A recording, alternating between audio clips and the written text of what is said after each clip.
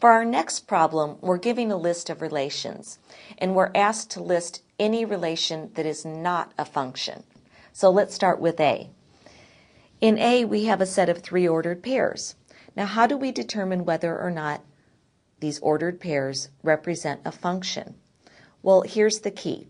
We look at the first elements, 7, 8, and 9.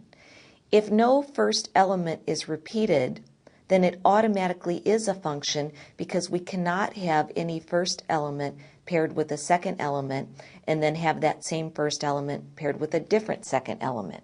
So A represents a function, so we're not going to list that. Let's look at B.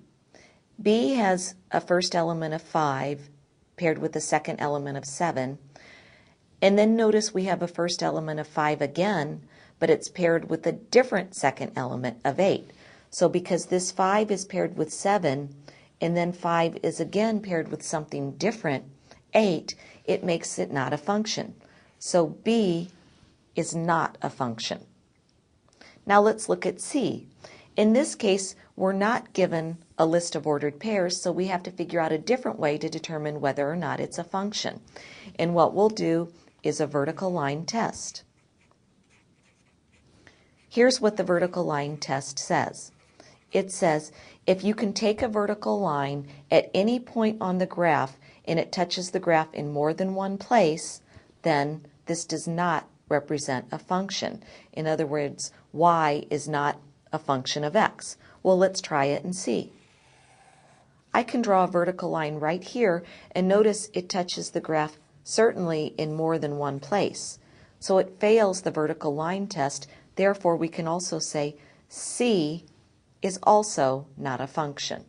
So on this page, B and C were both not functions. Let's look at a couple more.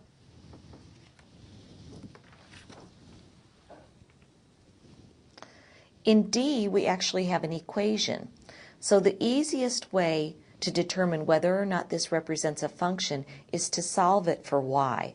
So we could say y squared equals 100 minus x squared. And then we could certainly take the square root of both sides. So we'll get y is equal to plus or minus the square root of 100 minus x squared. Now notice what happens. If 2 or more values of y can be obtained for a given value of x, then the equation is not a function. So suppose we put in a value for x like 0. That's an easy value to put in.